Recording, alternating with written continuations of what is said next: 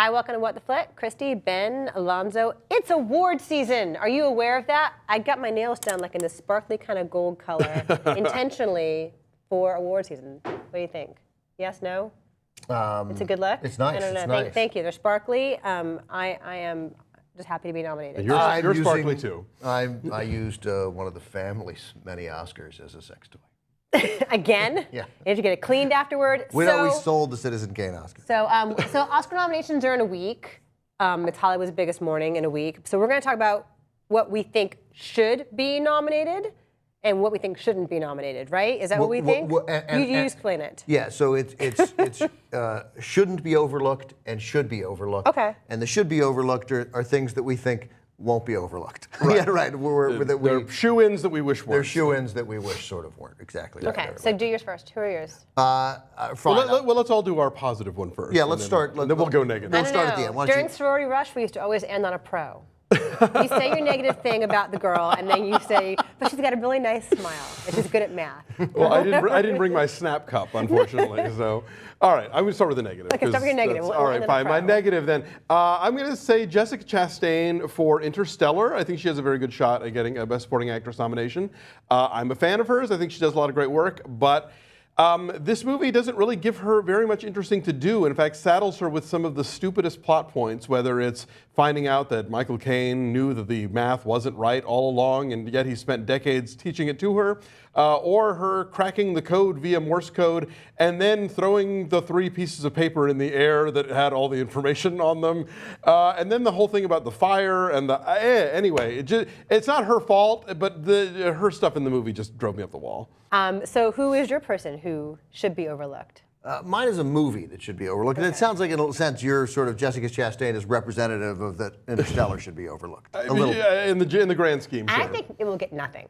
I mean, technical stuff. It'll get tech stuff, but for it's sure. not going to get a Best Picture nomination, Interstellar.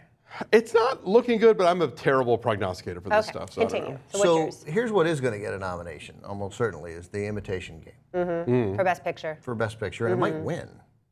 I don't know. I mean, it's certainly, there's talk of it winning. It's won enough prestigious things that you think it might win. It could King's Speech its way in there. Yeah, that's right, that's right. So, and you know what, here's the thing. It's fine. It's fine. It's not bad. I'm certainly not going to tell you not to see it. But that was such an ordinary movie. When I think that I liked Enigma better, the 2001 Mick Jagger co-produced movie about breaking the code with Kate Winslet and I only know this because I looked it up again. Doug Ray Scott. I had forgotten about that movie entirely. It was like a good. There's a little. There's U-boats excitement, and they're trying to re-break the code. They've already done it. Alan Turing's not even in it. The character isn't even in it. I mean, it's flawed historically, but I when I saw Imitation Game, as I said in our review, there was just a real ordinariness to it.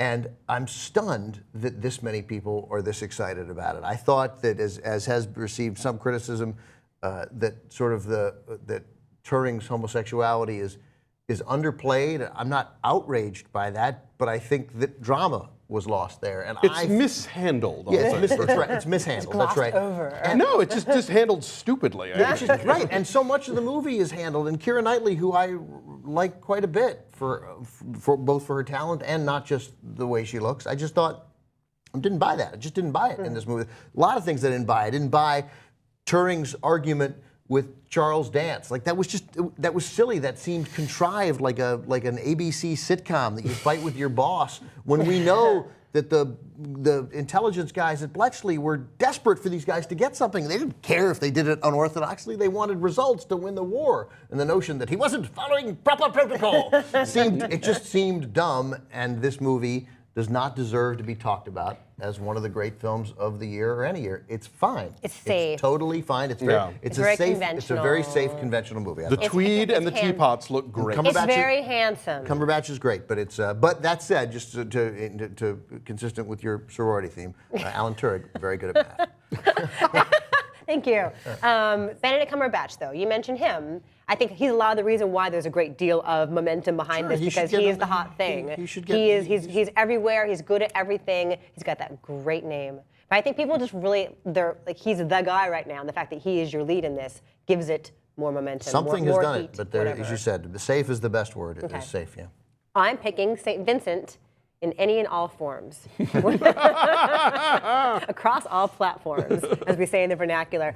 It's just super mawkish Oscar bait. And you have like Oscar nominees and winners, like Naomi Watts, for example, as the pregnant Russian stripper with a heart of gold.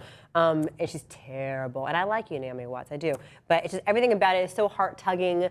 Bill Murray is playing his curmudgeonly persona in a way that's very safe and very predictable. And the whole thing with the kid next door and the feel-good climax at the school. It's all very formulaic. The heart-rending illness and recovery from same. Right.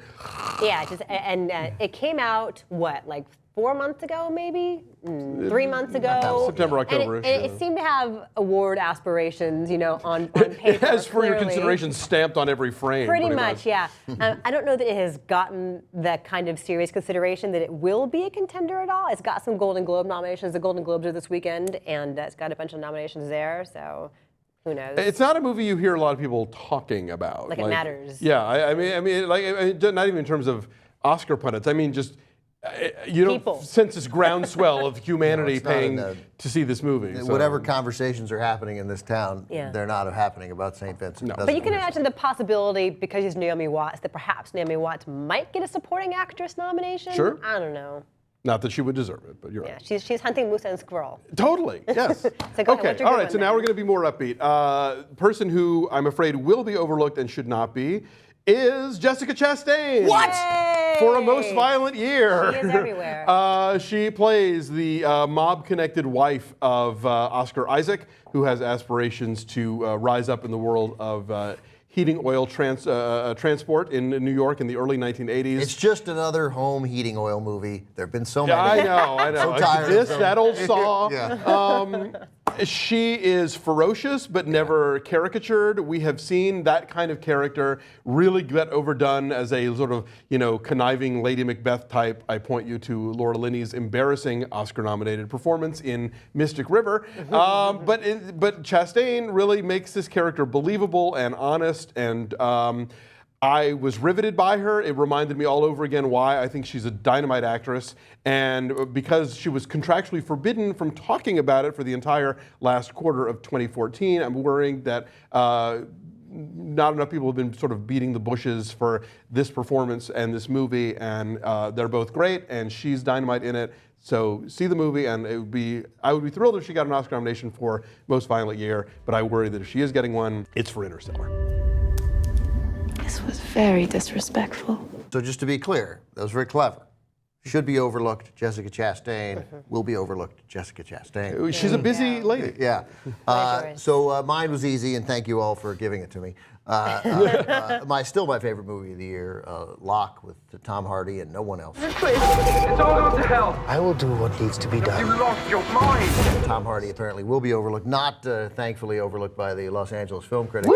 That was a proud moment in our history. Oh my the God. Tom Hardy I was groundswell. thrilled, That yes. was fun. Yeah, so you guys gave that to him. That doesn't appear to have created the. It's just that groundswell took place in that room. did not get out of that room. It was a good morning. It was a short swell.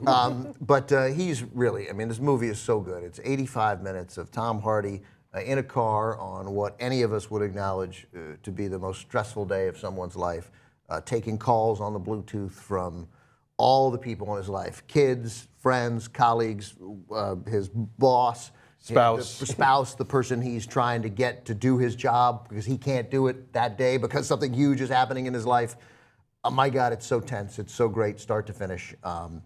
And I think he should not only be nominated for Best Actor, I think he should win. Absolutely. But I don't think it's going to happen. But Tom Hardy should not be overlooked. It's the kind of performance that people are going to look at for years as an example of just sort of high wire acting. The whole movie is him, and he makes it work, and he's so riveting to watch. And completely against a type for everything you associate Tom Hardy with, whether it's some sort of modulated. Tough guy. No, not at all. He's a grown-up in a grown-ups movie. And he's wearing a seatbelt. There's no physicality to this performance at all. It's practically a radio play. And oh God, he's so great. The movie's so great. And I love the way they made it in that he's actually driving in the car, and then the calls are coming in. The other actors are all in a conference room. Yes. And they're actually calling calling him, and he knows when the calls are coming, and so he's actually having these conversations in the car. So that's just, it's so cool. One of the people calling in is Ruth Wilson from The Affair. Oh, is that right? Yeah, that's who plays his wife.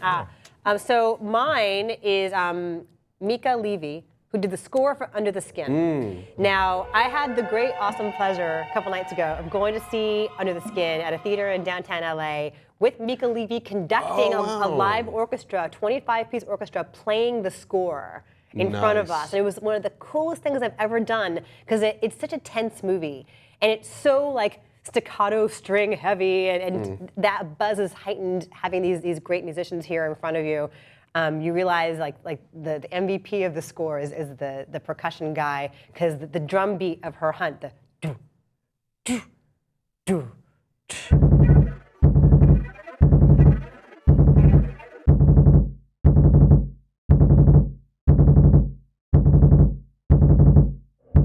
And it gets faster later on in the film, and like it's just to the precision of it and the daring of it. She's 28 years old. Mika Levy was she's an experimental pop singer with a band called The Shapes. She is English, and that's the Scarlett Johansson movie, right? Yes. Yeah. And no, that's not getting anything either, right? I doubt it. It's just Probably too weird, not. right? It's it was in my top 5, but It was in my top 3. I don't see the Academy warming up to it, and certainly not the music branch. No. Thomas Newman, I'm sure, did something this year. So sorry, Mika Right. Levy, no room for you in your experimental whatever. I know, and then I wrote about that. I wrote a piece about it on my website, and I can't think of another woman composing music for films. You think of throughout the years. Oh no, sure. There's Who else? British. Of course, now her name flew out of my head the second you But it's asked. rare, But it is rare. But right? actually, I think a woman has won for score in the last decade. Like I think the same woman won twice in the last decade. But it's really rare that when you think of like No, you're right, generally your speaking. Ennio Morricones of the world, Yes. and your Alexandra Desplat. Right. They're in the minority for sure. You're So right. Who will probably be nominated for Imitation Game. There you go, Yeah. because it's safe. So I just think if you've not seen the movie, please go see it. The music is also out there, and it's just so daring and so edgy and so minimalist and so powerful. And so that's who I would love to see get a nomination, and it is not going to happen in our lifetime. So that's should be overlooked, will be overlooked, and the Oscar nominations next Thursday, and what flick will be there. We'll be talking about them after the nominations come out. We'll do a thing, but we're not going to be there at 5:37. We'll all be in bed. All right, bye.